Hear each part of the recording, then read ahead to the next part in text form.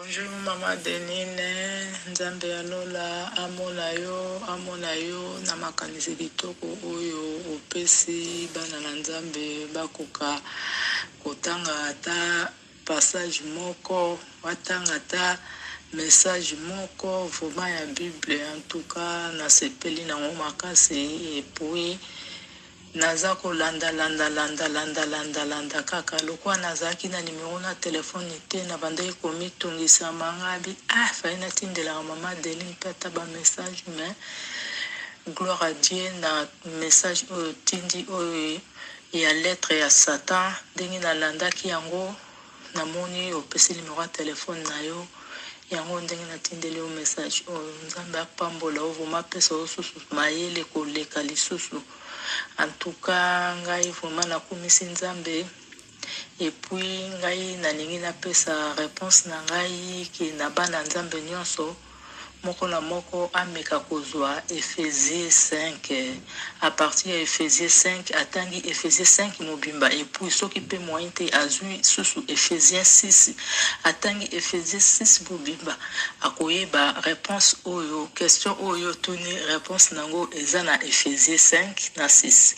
Merci Maman Deline, Nzambe alola abatela ona libota na amona yo. Merci vraiment Maman Deline, na sepeli vraiment na oyo opesi biso cours ya classe lisusu to zonga lisusu na baba. En tout cas, la sepeli Maman Deline. Merci. Maman de bonjour. Ningi na répondre boye po na ngai moto o na lingi ete Nzambe ayoka kalibondeli na nga esenge na nga na lata vie ya sanctification mikolo nyonso. Soki lisumu naza na lisumu moko quelque part na linga kosenga bolimbisi po ete Nzambe ayoka libondeli na nga. Yango wana nalingai na zongisa komi motuna ke nga mutu oyo nalingi ete Nzambe ayoka libonde nga funa za toujours na vie ya sanctification. Soki lisumu ezali nayeba kosenga bolimbisi ntango nyonso tu lisumu ese présente liboso na nga po ete naza na vie ya bosantu po ete Nzambe ayoka libondeli na nga. Yango eza comme réponse na nga Mama de. Nzambe apambola na sepeli mingi kati na mutuna oyo nayebi ete ekomeli yo na tokozela nkolo yano oyo Nzambe akopesa mpona kopartage so elongo na biso kola pambola yo na libota na mobimba elongo na Papa Didier kola pambola yo koleka nde na sengi na kombo ya Tata pe ya Mwana pe nango ya Molimo Santu na Nzambe. Amen. Shalom Maman Adeline, c'est l'évangéliste Michel Banfoumou. Na sepeli mingi ko participer na la question oyo tunaki na landa ko un peu souvent. Alors avec la grâce du Seigneur na ko meka un peu ko expliquer mon lingala. Alors na ba question mituna o tunaki ya libosé zalaki quoi faire pour être pur, irréprochable et sincère devant Dieu. Tout d'abord, la parole du Seigneur nous dit ceci: l'Éternel connaît les pensées de l'homme, mais il sait qu'elles sont vaines. Là, nous sommes dans Psaume 91, verset 11, puis 1 Corinthiens 3, 20. Ensuite, il faut qu'au tambola, c'est-à-dire il faut marcher dans la crainte et l'obéissance, c'est-à-dire dans la sanctification. Et Seigneur Nabiso to yeba ete Nzambe Nabiso alingaka bata masumu mais asepelaka na lisumu te. Il y a une nuance là-dessus. Dieu aime les pécheurs mais il n'aime pas les péchés. Pourquoi? Il aime les pécheurs parce qu'il est venu dans ce monde pour les pécheurs. Les gens qui sont malades, ce sont eux qui sont considérés comme des pécheurs pour qu'ils se répandent, mais il n'aime pas les péchés. Il veut à ce que les pécheurs puissent se repentir. Pour Namutuna Mibale, Oyo Ezali, que faire ou quoi faire pour augmenter sa foi? Alors, la parole du Seigneur nous dit ceci: sans la foi, il est impossible d'être agréable à Dieu. Là, nous sommes dans Hébreux 11, 6. notre foi doit être accompagnée des œuvres, c'est-à-dire les œuvres de la foi. Voilà dans Jacques chapitre 2, verset 14. Les actes qui témoignent que nous sommes réellement enfants de Dieu. Et Seigneur Nabiso,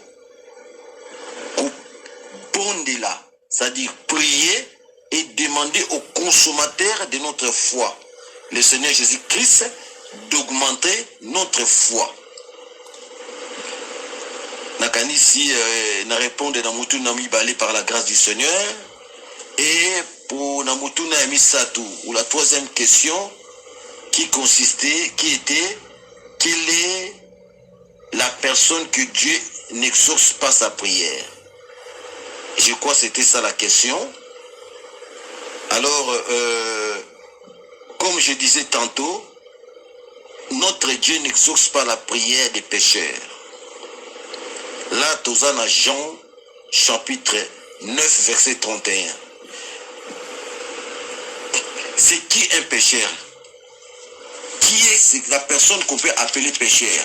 Un pécheur, c'est toute personne qui n'a pas reçu Christ dans sa vie et qui ne l'a pas accepté comme le seul pour qu'il demeure le seul Seigneur et Sauveur dans sa vie et qui continue à mener une vie de péché. Et ces derniers, c'est-à-dire Moutango, qui se refusent de se repentir. Donc quand on parle de pécheurs, on voit là les gens qui n'ont pas Christ dans leur vie et qui refusent de se repentir. Batu oyo bazana Yesu Masia na bomo ina bangote. Oba boyi kondima mokonzi na biso Yesu. Azala libela na libela, azala mokonzi, mobate lipi mobiksi na bango. Pe bazo ko continuer na vie ya masumu ba boyi ko bongo la mitema. Ce sont là les pécheurs. Puisque nous qui sommes enfants de Dieu, nous avons banana nzambe, on trébuche, on peut tomber dans les péchés, mais on se remet directement debout, on se répand. Et tout ça, parfait. Le seul juste, c'est le Seigneur Jésus-Christ de Nazareth. Tous ceux qui sont venus avant moi sont des voleurs et des brigands. Mais le seul, l'agneau immolé, l'agneau sans défaut, Jésus-Christ de Nazareth, l'agneau sans tache. Oh, le sumu, et yebi ete, et poussana pembe na ete, a yebi yango pete. Donc, mutu nyonso, nzamba jambaka libondeli ya mutu, oyo abengami mwana nzambe, oiseau qu'on reconnaître Jésus-Christ de Nazareth comme le seul Seigneur et Sauveur de sa vie, ayambi na bo moinaye. Mais moto azimeli Yesu te na bo moinaye, oiseau qu'on demeurer na via masumu nzamba yoka libonde la moto anate na kanti par la grâce du Seigneur na répondre na mutuna oyo misato tunaki soza bande ko mususu o ba ko développer d'autres arguments mususu par rapport ya mituno tunaki nzambe abate la pe apambola mabota nyonso. Merci beaucoup. Shalom Marcel, shalom Zalinga Marie Lando. Nzamba azwa lokumu, nzamba tombo mabulisama pote azama alamu ndenge ya poniyo o baloko luba baloko zonsa ba Kristo na nzela po batebele bazala makaba ngombe batanso babanga kama tuka ma kolo apambola yo ndenge mkona taki na traki video nzambe ateresa ki yo ndenge bato azo prier pour na yo na botu. Il fallait au sala olobela lettre aux kwana mais obaki na osala ngona sur la prière mais nzambe à la question ndenge mokilo bimba ba prier kapona yo pe ko force pe ko makasi ya ko lubake wi siko na ko sala video oyo pona ko lobela lettre oyo ya Mungu na satana oazo sala ba plan na ye pona ko kwesa bisobana na nzambe. Maman nanga na bakango chaque jour kula batela yo na bakango butuna moyo nzamba bomba yo nzambe azala kosi na yo azala mokonzi na yo partout kozala ezala pe na butu na moi lo gloire en Christ Masia ezinga yo mpona yebi ete oza na mokili oyo me oza na mokili oyo te nzoto na yo eza quelque part ebomami pembeni na Christ Masia mpo ye moto atia yo apart mpona kolobela kolamusa bakristo oyo bazolala pongi mpona kopesa force na bato baza na makasi te mpona kopesa makasi na bato oyo baza kobunga nzela mpona kolamusa bato baza na faiblesse donc nzambe tata na likolo abatela yo mama na ngai arevele yo so encore ebele mpona kotelela baso mokolo mosusu mpona ya kopesa sango malamu mpona bana nzambe eloko nena lobaka boye mpona ndenge leti totanga ndenge mabongisi mabe o monguna azosala mpona biso bana na nzambe mpo to alonga biso te eloka motuya kaka donc tobanga obele nzambe soki tobangi nzambe quelque soit force nene azotilize akolonga biso te nzambe na bomoi abatela biso nyonso leto toyoki mpinda epesa moko na moko makasi soki tozalaki na bolembu kola mpe ya makasi soki tondo kotanga makomi te vraiment nzambe asunga biso totanga makomi soki tondo kopesa 1/10 te makabo te nkolo asunga biso na loo toyoki tokokopesa 1/10 mpo 1/10 eza cle monene eza ya mpona bana biso bana na nzambe mama na ngai sere deline oza ndeko na nga nzala beni kolo na nga bomba yo abatela yo loko kaka na bana mokuse ndenge osengeke biso nyonso tia bato batia video batia voice mpona koyeba tosala boni oyo ngai na conclusion mpona ngai tobanga obele nzambe ntango tozobanga nzambe abatelaka baoyo aye ndenge oyo bango chaque jour ntango tozobanga nzambe quelque soit monguna azoya akolonga biso te tobanga nzambe tokangamana kaka na ye moko Christ Masia oyo akopona biso tobanga ye yango na kaka ngai nabakisa comme nanabakisa lokola conseil nzambe na ngai abatela yo vraiment mama na ngai zala beni kolo afungola yo nko ebele mpona tozala yango besoin biso corps en Christ. Merci mama na ngai kolo abatela yo libota na yo ndako na yo ezingama na sagwa pe nkembo na Christ Masia eya na butu eya na moi koso Christ Masia azala kosi na yo azala kolo na yo ya tongo pe na midi. Merci, shalom. Merci maman Adeline pour la émission pour la musolo sala pour Nzambe. Vraiment nous sommes touchés côté la vraiment humilité na yo aux Nzambe. Méthodologie na yo humiliation na humilité aux akosalela Nzambe za kosalela yo donc vous allez kosunga biso na vio yo Nzambe atelise pa na yo ezali kaka ngulu donc on ne mérite absolument rien. Ezali kaka ngulu plein Nzambe na bana ye. Alors sans plus tarder, na lingna sungande comme kotomi balé, on a mutuna oyo tuni comment savoir que Dieu écoute à cause de ses prières. Le vrai problème c'est nous-mêmes qui sommes des acteurs principaux. C'est toi-même qui est acteur principal pour nous que le sambonayo. La Bible dit Dieu il est le rémunérateur de ceux qui les cherchent. Il est le rémunérateur de ceux qui les cherchent. C'est lui qui s'approche de Dieu, il doit croire.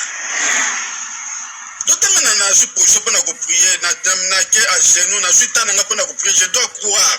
Donc, c'est moi qui dois activer ça. Exemple, ami balé ezali, batumi balé bakenaki na temple ko sambela balobi les péagis et les publicains. La Bible dit que les publicains, il était humble. Akoka me kota la likolote ya azali komi beta poitrine nzambe na nzamu tamasumu na kokite sunganga nzambe limbisa ngai. Tandis que l'autre là, il était orgueilleux. La Bible dit que les publicains rentrent à la maison justifiés. Voilà l'exemple typique pour celui qui est exaucé par Dieu. Donc c'est nous qui devons activer, que Dieu puisse écouter notre prière. C'est pour cela, quand nous venons à Dieu, Dieu nous donne le Saint-Esprit. C'est pour nous aider, pour voir la foi, pour croire, pour être assuré que Dieu nous écoute.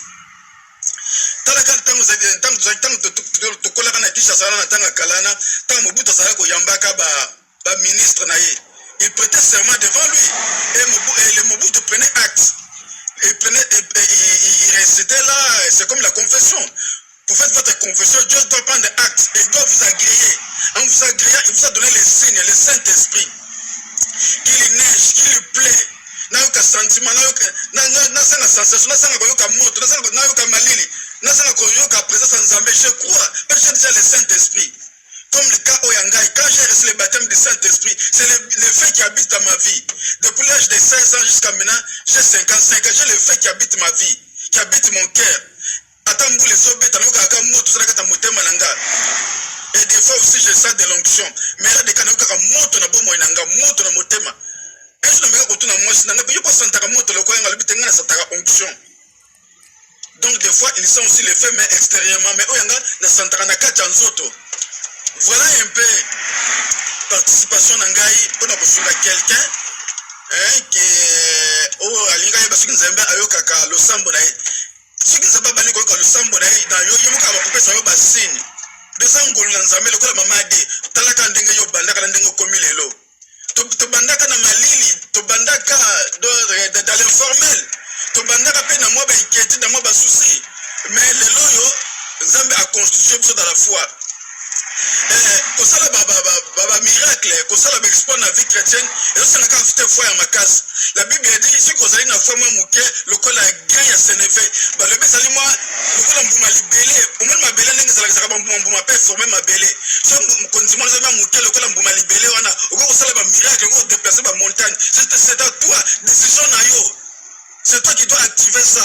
C'est toi, c'est nous-mêmes qui doit activer notre foi. C'est nous les animateurs principaux. Ici dans papa Jean-Louis dans Koloba. Donc voilà un peu ma participation dans la. Merci bien, c'est le frère Jean-Louis. Je suis dans la ville de Charlotte aux États-Unis. Merci na bandeko nyonso oyo ba pesi ba audio na bango oyo na lekisi audio ya batu mususu ope ba pesaki na te yango. Merci na bandeko nyonso oboyoki ba audio oyo.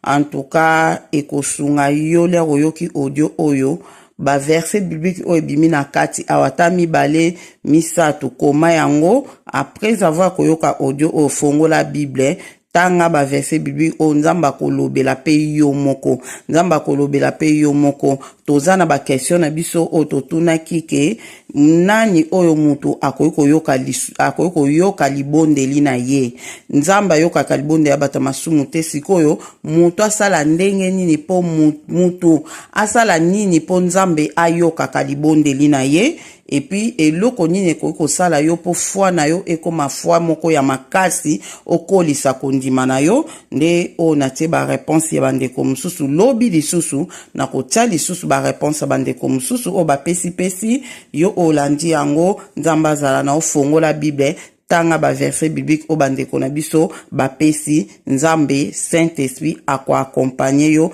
les ozo tanga ba verset biblique nzamba kolobela yo à travers Bible oyo ozo tanga. Merci nzambe amona moko na moko. Merci kimia na kombo na Yesu Masia ezana bino. Amen.